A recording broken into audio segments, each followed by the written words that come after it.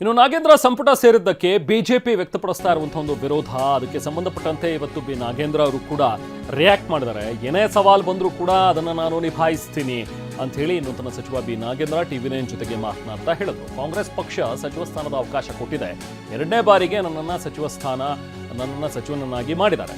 ವಿಪಕ್ಷದ ಕೆಲಸ ಅಂದ್ರೆ ಅದು ಟೀಕೆ ಮಾಡೋದು, ಅವ್ರು ಟೀಕೆ ಮಾಡಲಿ ಬಿಡಿ, ನಮ್ಮ ಕೆಲಸ ನಾವು ಮಾಡ್ತೀವಿ ಅಂತ ಹೇಳಿ ಬಳ್ಳಾರಿಯಲ್ಲಿ ಸಚಿವ ಬಿ ನಾಗೇಂದ್ರ ಮಾತಾಡಿದ್ರು.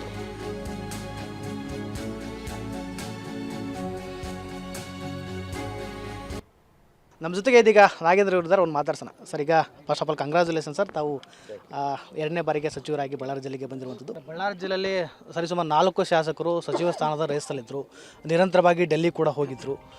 ತಾವು ಸಚಿವ ಸ್ಥಾನದ ನಿರೀಕ್ಷೆಯಲ್ಲಿದ್ರಾ?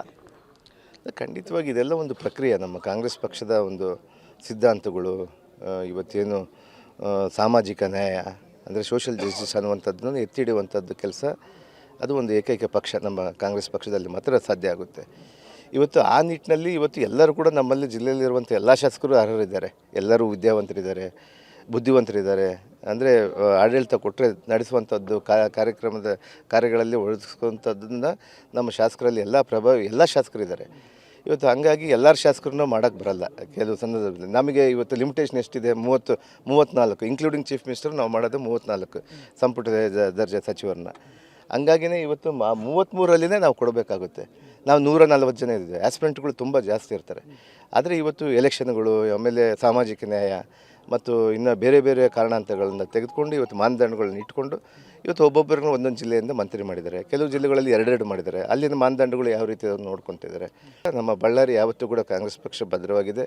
ಪ್ರತಿಯೊಬ್ಬ ಶಾಸಕರು ಅವತ್ತು ಅವ್ರವ್ರ ಪ್ರಯತ್ನ ಪ್ರಾರ್ಥನೆ ಇವನ್ನೆಲ್ಲ ಕೂಡ ನಮ್ಮ ಮುಖ್ಯಮಂತ್ರಿಯವರು ಹೇಳ್ತಾ ಇದ್ದಾರೆ. ಅವ್ರವ್ರ ಪ್ರಾರ್ಥನೆ, ಕೆಲವರಿಗೆ ಪ್ರಾರ್ಥನೆ ಫಲಿಸಿದೆ, ಕೆಲವರಿಗೆ ಪ್ರಯತ್ನ ಫಲಿಸಿದೆ.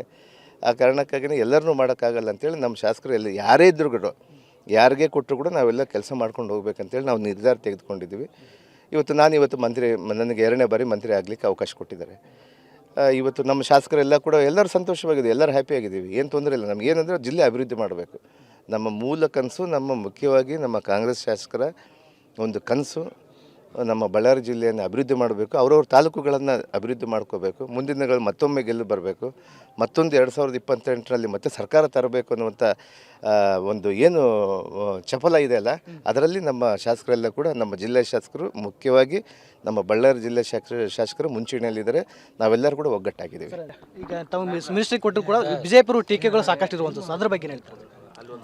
BJP ಅವರು ಇವತ್ತು ವಿರೋಧ ಪಕ್ಷದಲ್ಲಿದ್ದಾಗ ಟೀಕೆ ಮಾಡೋದೇ ಸಹಜ ಅಲ್ಲ, ಅದರಲ್ಲಿ ಇನ್ನು 2ನೇ ಮಾತಿಲ್ಲ. ನಾವು ವಿರೋಧ ಪಕ್ಷದಲ್ಲಿದ್ದರೆ ಅವ್ರಿಗಿಂತ ಡಬಲ್ ಮಾಡ್ತಾಯಿದ್ವಿ ನಾವು. ಆದರೆ ನಾವೆಲ್ಲ ಹೆಲ್ದಿಯಾಗಿದೆ, ಯಾವುದು ವಾಸ್ತವ ಸ್ಥಿತಿಯನ್ನು ಅರಿತುಕೊಂಡು ನಾವು ಮಾಡ್ತಾಯಿದ್ವಿ. ಆದರೆ ಇವತ್ತಿನ ವಿರೋಧ ಪಕ್ಷಗಳು ಹೆಂಗಾಗಿದೆ ಅಂದರೆ, ನಾನು ಮುಂದೆ ಬಂದು ಟಿ ವಿಯಲ್ಲೂ ಒಂದು ಯಾವುದೋ ಕೊಡಬೇಕಪ್ಪ, ನಾನು ಕೊಡಬೇಕು, ನೀನು ಕೊಡಬೇಕು ಅಂತೇಳಿ ಅಧ್ಯಕ್ಷರೊಂದು ಕೊಟ್ಟರೆ ಇನ್ನೊಬ್ಬ ವಿರೋಧ ಪಕ್ಷ ನಾಯಕರು ಇನ್ನೊಂದು ಕೊಡ್ತಾರೆ, ಇನ್ನೊಬ್ಬರು ಕೊಟ್ಟರೆ ಇನ್ನೊಬ್ಬ MLA ಅವರು ಇನ್ನೊಂದು ಕೊಡ್ತಾರೆ, ಇನ್ನೊಬ್ಬ ಫಸ್ಟ್ ಟೈಮರ್ MLA ಇನ್ನೊಂದು ಟೈಪ್ ಕೊಡ್ತಾರೆ. ನಮ್ಮ ಹೈಕಮಾಂಡಿಗೆ ನಾನು ತೋರಿಸ್ಬೇಕಪ್ಪ, ನಾನು ಕಾಂಗ್ರೆಸ್ನ ಬೆಳೆಸ್ತಾ ಇದ್ದೀನಿ, ಅವ್ರ ಶಾಸಕರಿಗೆ ಮಸಿ ಬೆಳೀತಾ ಇದ್ದೀನಿ. ಎಷ್ಟು ಮಸಿ ಬೆಳೆದು ಬಂದರೆ ಅಷ್ಟು ಅವ್ರಿಗೆ ರ್ಯಾಂಕಿಂಗಲ್ಲಿ BJPಯಲ್ಲಿ. ನಮ್ಮ ಕಾಂಗ್ರೆಸ್ ಶಾಸಕರ ಮೇಲೆ ಎಷ್ಟು ಗೂಬೆ ಕೂರಿಸಿದ್ರೆ, ಸುಳ್ಳು ನಿಜ ಅಲ್ಲ, ಸುಳ್ಳನ್ನು ಗೂಬೆ ಕೂರಿಸಿದ್ರೆ ಅವ್ರಿಗೊಂದು ಅಲ್ಲಿ ರಿವಾರ್ಡ್.